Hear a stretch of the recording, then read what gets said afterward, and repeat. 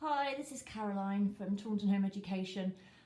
Rather than write a great long briefing about this, I thought I'd try something different. So I'm making a quick video basically urging everyone to respond to the Children Not in School consultation by the Department for Education. This came out in April. I might have got a bit waylaid with other things. Anyway, I just put in a personal response. I'll probably be drafting one for Taunton Home Education. But it's vital that people respond by the 24th of June. So that's like 2 weeks and 2 days away. Please, this affects you. If you're a home educator, this affects you. What's it about? It's consulting on 4 different areas. First is duty on local authorities to maintain a register of children not in school. So Somerset County Council doesn't have a register as such, it used to, but it basically, obviously, once if you've deregistered a child from school, they'll have a little list or database somewhere with your kid's details on it. Some people, if your child has never been to school, or maybe you live somewhere else and you've just moved here, they may not know about you. Do you want them to know about you? Not really, no. So that has big implications. I mean, the only other sorts of people who are on registers are sex offenders. So that's kind of an indicator of how we're regarded. The other thing is a legal duty on parents to provide info to the local authority for their wretched register or face a lovely school attendance order. So basically it's like comply, give us information about your kid, or we will basically try and force your child back into school. Nice. The third thing is a duty on settings who are providing education activities during school hours, and this could potentially include home education groups to provide information to local authorities about any child in the scope of the register. That's quite chilling. And finally, a duty on local authorities to provide support on request to home educating parents. Yeah, don't get too excited about that one. So now these proposals all require legislation, so they'll have to go through both houses of Parliament. There will be opportunities to amend them. It would take about 2 to 3 years before this all happens. Obviously, the Department for Education have already made up their mind. They want all of these duties, and their aim is to get fewer kids in home education and to encourage us to put our little darlings back in school. This is obviously ignoring the fact that there's a crisis in education, that the education system cannot provide for special educational needs, and that many children are traumatised by school. But they don't really care about the kids. Okie dokie, so this is meant to be a quick video. I'm going to now, turn over the page, talk about... Flip chart, will you please work? Hang on. Now going to talk about, 2 hands, it'll be easier, how to respond. Okie dokes. First of all, you need to get your phone or your tablet or on a computer, and you need to get Google up. If you stick children not in school in your search bar, on my phone it came up as the top option. Click on, I put the URL on there. If you click on that page is the consultation page. It has the documents at the bottom of the page that you can click on, download, print out, and there's a button, give us your views, online survey. The other option is to download the consultation document. Where's mine? That thing. And there's some horrible things with it as well. There's like a equalities log. A family analysis of the impact on families. Oh my god, that's horrific. Basically saying, oh, wouldn't it be great when the parents have got their kids back in school? That'll be great for families. So yeah, it's in the interest of families. There's also a sort of dodgy document about the United Nations Children's Rights Convention. So that's the main document though. So your other option is if you look at the back of this document, it has the questions. Come here. Oh, the questions. Yeah. So you could copy and paste that into a document, and then you could write your answers in, and then you want to email or post it. Hang on, I've got this here. Okie dokie. So that's the email, notinschool.consultation@education.gov.uk, and that's the address, which I won't read out. You could always pause the video or screenshot it. Okay, if you want more information, HE-Byte online is brilliant. On Facebook, you want to become a member of Home Education UK Parliamentary and Media Monitoring and Action. Next thing I'm going to look at, this is based on the response I did yesterday. Of course I would encourage everyone, flipped up, to read all the docs and think about it deeply and discuss it. But if you ain't got time, here's a quickie. Right, so get on the survey online. The first section, questions 1 to 6, personal details, your name, your email. If you've got your email in there, you can save and come back to it. You may well lose the will to live partway through. So that's a useful facility, and they'll email you like a thing you can click on and get back in. At the end, you'll get a copy email once you've submitted it. So there's sort of 4 sections. Local authority duty to maintain a register. Look, I am basically, this isn't a sort of, say what you like. I'm telling you what I've said, okay? I am against duty to maintain a register. So question 7, I answered no. Question 20, if I haven't put question 8, 9, 10, sometimes in the survey it jumps. If you answer no to one question, it'll basically take you straight to question 20, for example. So question 20 is where you explain why you are against. That is kind of important. So you could say it's not necessary because local authorities know about most kids who are home educated anyway. It's very stigmatizing for us to have to be on a register like a sex offender. And also, if they were just nice and behaved properly and respected us and didn't try to control us and stifle us, then we might be happier for them to know about us and we might voluntarily notify them. So you can go to town on that one. Question 21 is about should this register include information about settings your child attends? So that could include, your home education group. So I said no. Question 22, should the register cover kids who are in alternative education provision? No? What a stupid question. That's kids with medical needs or who've been excluded, who the local authority are making provision for. Question 23, should it cover kids who are flexi-schooled? Absolutely not. They're already on a school roll, so why would they be included? Question 25, should there be a national format for the register? You can either say yes or leave blank.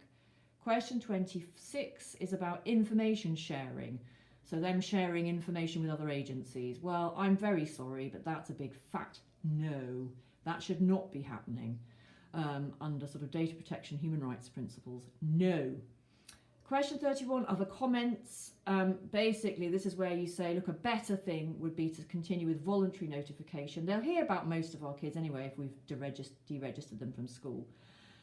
If local authorities and government kind of create a system that respects our rights and freedoms and that is about adding value to what we do and not trying to control us and restrict us, then more of us will be happy to make ourselves known. Simples, try that one. The next section is about duty on parents to give the local authority info. Now, they could implement the duty to maintain a register without also having a duty on us to provide information.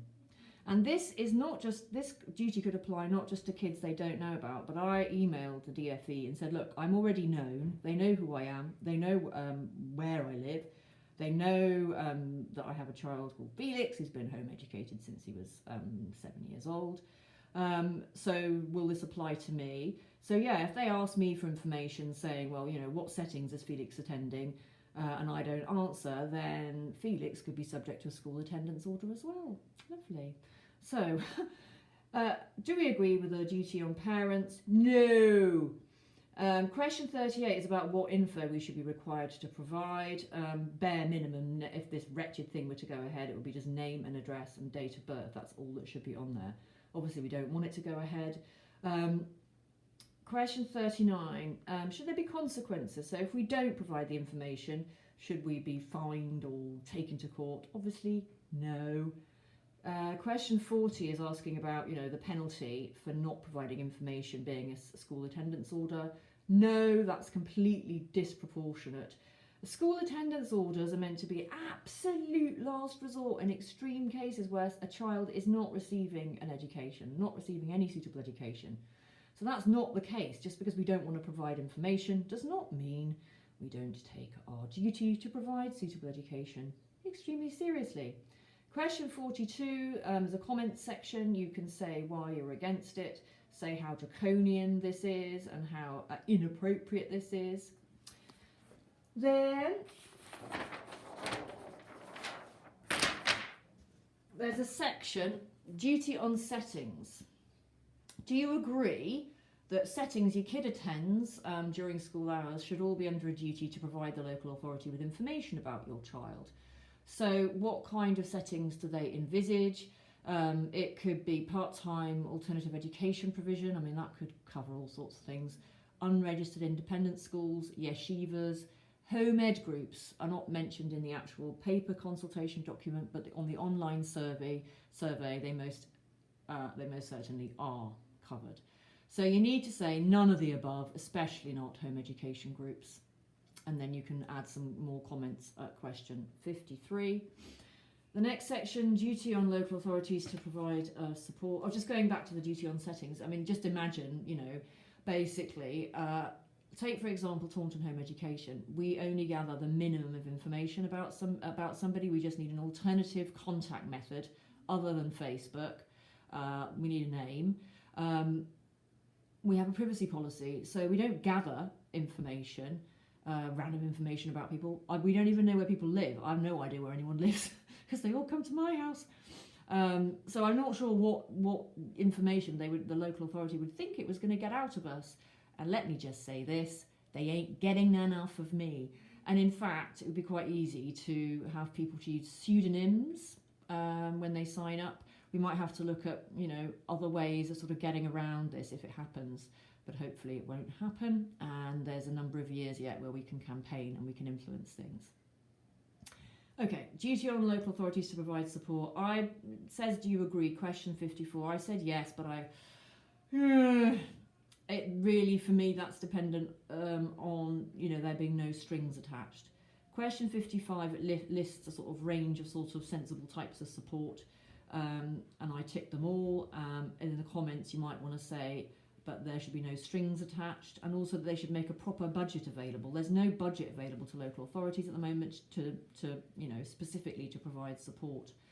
But also you could say that we need to be involved in the decisions about the types of support locally and nationally. And this is what's wrong with this whole consultation, is that it's actually, about things they want to do to us. There's been no meaningful dialogue, collaboration about policy in this area, and yet we're the ones who know the most about it. We're the ones directly affected. Question 56, can you foresee any difficulties with this, other than the fact that there probably won't be many resources? You can, comment again about the importance of there being no strings attached. Question 57 was about whether the duty should be limited to kids on the register. I've said no, but since they want to register us all, whatever. Question 58 is about access to public exams. Now that is important. That's, something positive we could get out of this potentially. So you can, talk about how important that is to you in the comments section. And question 62, this is about other support. What other support should the Department for Education provide? And I've said, well, actually, they should crack down on unlawful local authority practices. And they're not doing that at the moment, and that's not on. So they should make sure that local authorities currently stick within the law and do not abuse their powers. And there are many, many cases of them doing that across the country. There's some concluding questions. Question 71, if you've read the equalities log and the human rights document and the family test, you might want to say some choice words about that. And then there's an opportunity. Question 72, any other general proposals? And I think the general message is, look, the approach that you're taking is the wrong approach.